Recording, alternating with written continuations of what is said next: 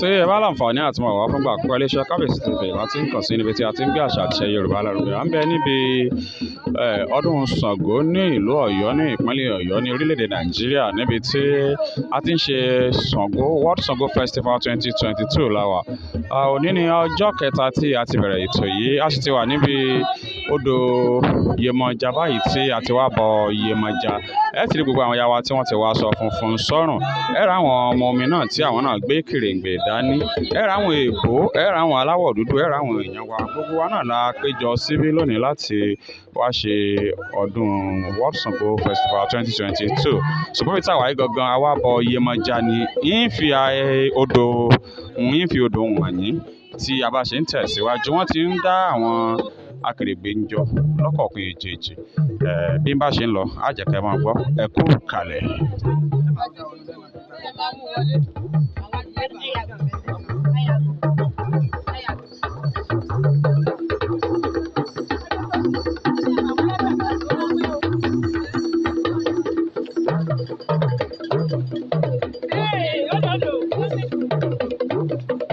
Ojú odò náà ni à ń tẹ̀síwájú láti máa lọ báyìí.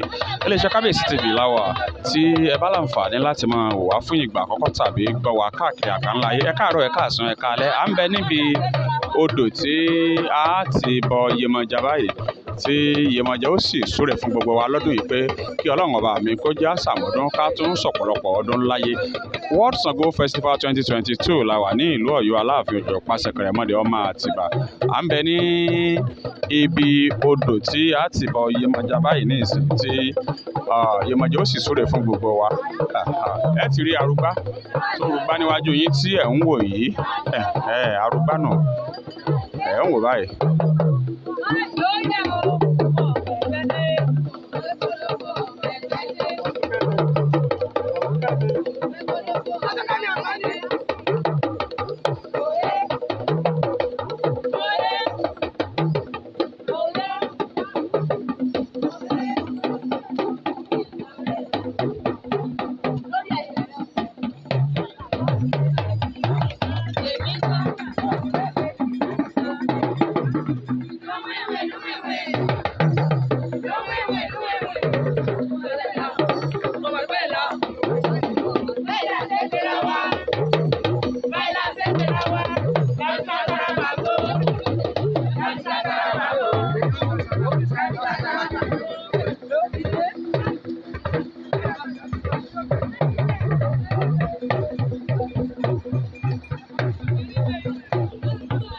Ètò náà bẹ̀rẹ̀ ní pẹrẹu láìpẹ́ tí a máa ṣe gbogbo ẹ̀ lọ́kọ̀ọ̀kan èjèèjì. A sì máa fi hàn yín bí bá ṣe ń lọ nílé. Wọ́n ti fẹ́ bọ Yemoja báyìí o. Àwọn nǹkan tí wọ́n ó fi bọ́ wọ́n ti ń ṣètò rẹ̀ láti kó gbogbo ẹ̀ jọ. Ẹ̀yin náà ó sì máa rí ilé bí wọ́n ṣe ń ṣe lọ́kọ̀ọ̀kan èjèèjì. Kílùú lè bà, kílùú lè tù, kó lè tùbà, kó lè tùṣẹ́. Òun náà ni a ṣe ń ṣe gbogbo eléyìí tí à ń ṣe. Bí a ṣe ń ṣe nìyẹn láti gbà wáṣẹ̀ tí a ti dá ilẹ̀ Oòduà tí a sì ti tẹ ìlú Ọ̀yọ́ dó. Bí wọ́n ṣe máa ṣe lọ́dọọdún nínú oṣù kẹjọ là ń máa ṣe ọdún World Sango Festival. Ṣùgbọ́n tọdún yìí ó tún lè kan jọ̀rìn lọ lẹ́yìn ikú bàbá wa Kábíyèsí ọba Adéyẹmí Lámídì Aláàfin aláṣẹ ìkejì ti òòṣà tí gbogbo ìlú Ọ̀yọ́ ọmọ kú, ọmọ àrùn, ọmọ àdábà alẹ́ àdábà òde. Kọ́lọ́run ọba mi kó tún bàbá àforíjìn bàbá. Àwa wá fẹ́ kí ọdún yìí ṣe lọ́dún yìí lẹ́yìn ikú bàbá náà látún ní ká tún tẹ̀ síwájú fún àǹfààní ẹ̀yin tí ẹ̀ ń rore lára ọdún yìí lọ́dọọdún àti gbogbo àwọn ọmọ Nàìjíríà tí ń bẹ ní diaspora tí wọn ò sí nílé tí wọ́n mọ̀ wá lójú wòran yín. Iṣẹ́ Kabiyesitv láti ń kàn sí níbi tí a ti ń gbé àṣà àti ṣe Yorùbá lárugẹ. Ẹ máa bá wa kálọ, ẹ kú kalẹ̀.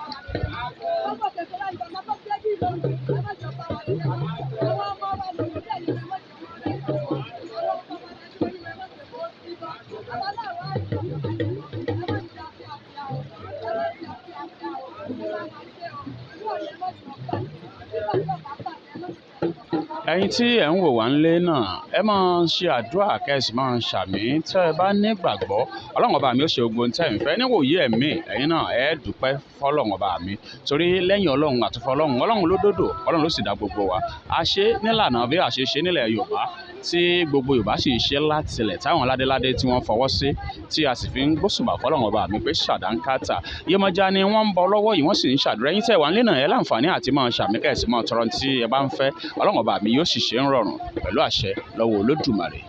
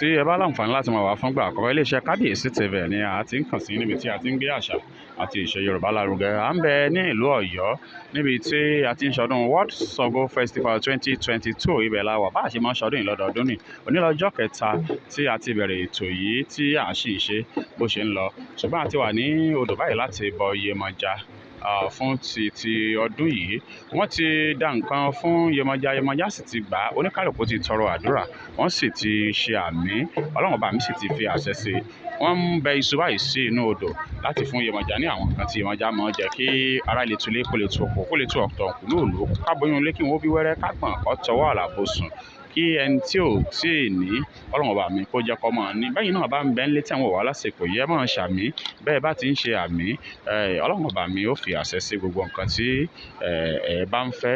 Ẹni tí ń wọ́ ọmọ kó tọrọ ọmọ, ẹni tí ń wá àlàáfíà kó tọrọ àlàáfíà, ẹni tí ń wó kó tọrọ owó, ẹni tí ń wọ́là kó tọrọ ọlà, ẹni tí ń wá gbéga lẹ́nu iṣẹ́ kó tọrọ gbéga lẹ́nu iṣẹ́, kí gbogbo ẹ̀ kó máa bá gbogbo wa gbé pẹ̀lú àṣẹ lọ́wọ́ Olódùmarè. Aṣọ́dọ̀ ọdún ni òkà tó ń jẹ sàmì ọdún takọ tabo tọmọdé tàgbà ká má rí kú ọkọ ká má rí kú aya, kí gbogbo nǹkan kó tù wá pẹ̀sẹ̀ ọlọ́run ọba mi ó ṣe nírọ̀ bí ó ṣe rí nù torí tó ní tolúwo báyìí tó fẹ́ẹ̀ náà ní tẹ̀jẹ̀ gbọ̀nà ọ̀rọ̀ tárúgbó bá sọ sílẹ̀ ó dègún ọmọdé bá mọ́ṣẹ́ lọ́wọ́ aníkọ́ṣẹ́ bá gbà bá mọ́ṣẹ́ lọ́wọ́ yóò ní kọ́ṣẹ́ o. Bí ó ṣe rí fún gbogbo ẹ̀yin tí ẹ̀ ń wò wá nù ẹ̀ ní sọmọnù pẹ̀lú àṣẹ lọ́wọ́ Olódùmarè. Ẹ kú ìkàlẹ̀ máa bá wa kálọ.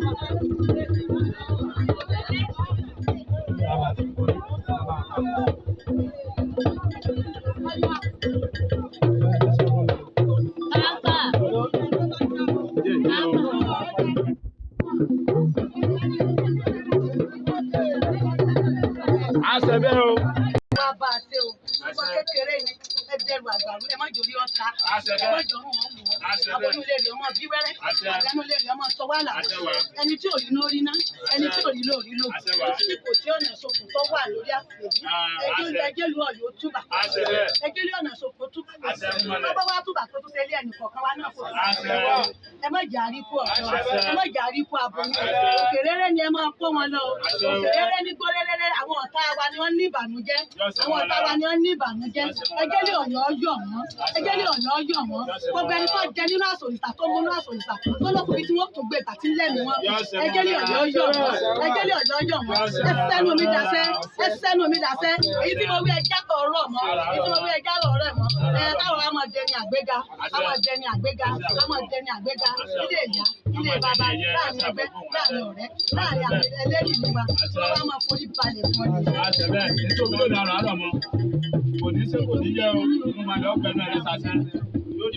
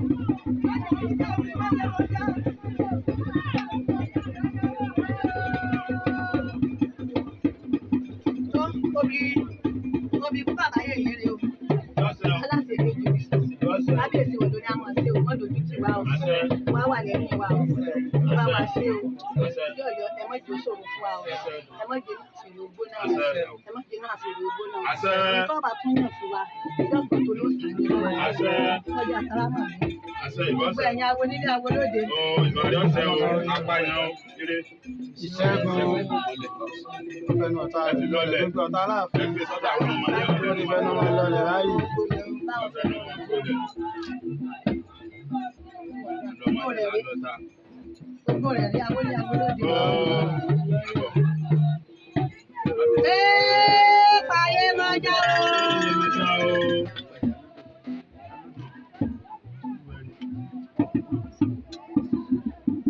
Ọlọ́run bá wa ṣẹ́gun yìí láti jálẹ̀ yìí ó ní òtún lé rí mọ́ ilé wa ló bó yìí bẹ́ẹ̀.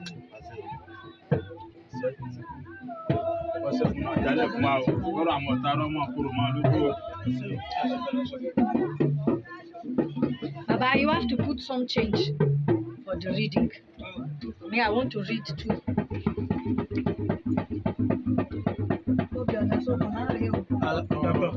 Can you come with your No, you have to get I come with your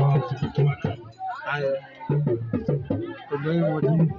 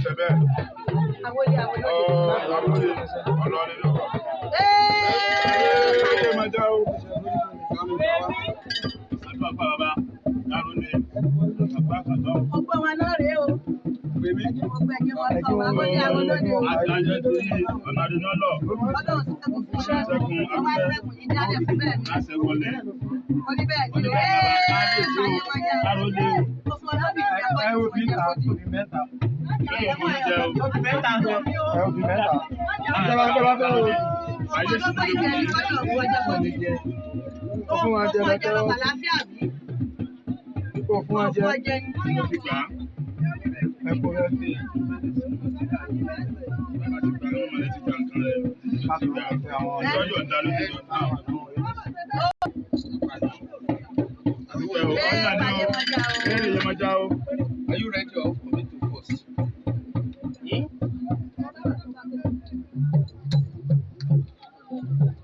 Yeah.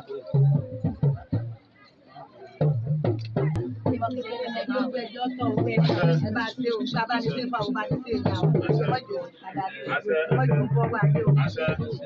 Ó yà wọ́n níbi Àlàáfíà tayọ tọrùn kò sí bí abẹ́rẹ́. Yálé mo ti bá yín mú wa. Mo ti bá yín mú tọ̀dọ̀ yín wa. Tani. Mo ń tóbi níta. Tani.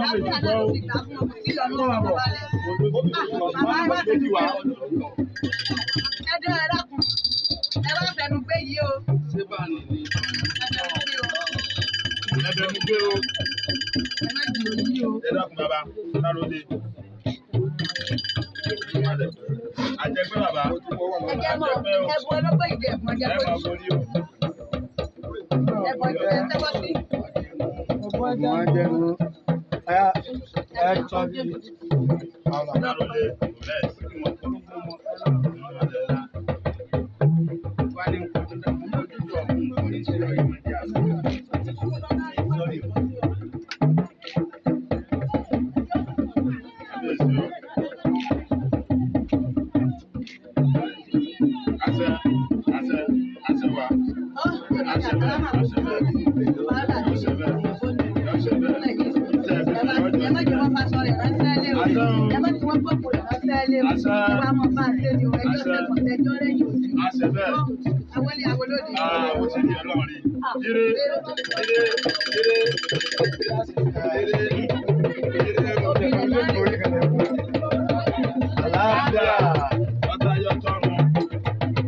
Kábíyèsí o, òjèrè ya.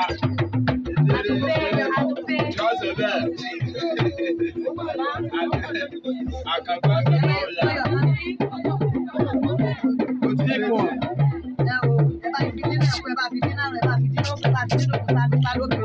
Àṣẹ àjẹgbẹ́ pípọ̀ ní koro yóò máa dùn ní. Ọ̀yà ṣé kí wọ́n ti Àjẹkù lábáyọ. pààlà.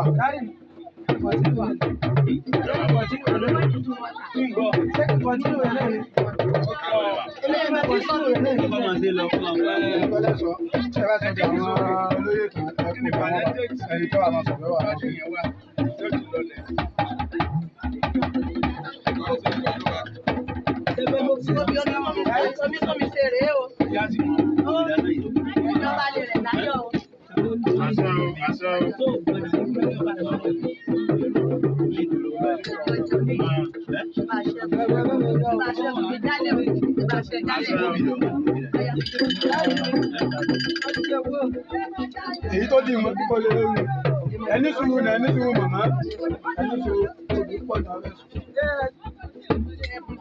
Àgàgà lọ́rọ̀ kú bẹ́ẹ̀ tí wọ́n ti sáré sílẹ̀. Ọ̀yà, Obì Ṣàngó wálé. Obì Ṣàngó wálé.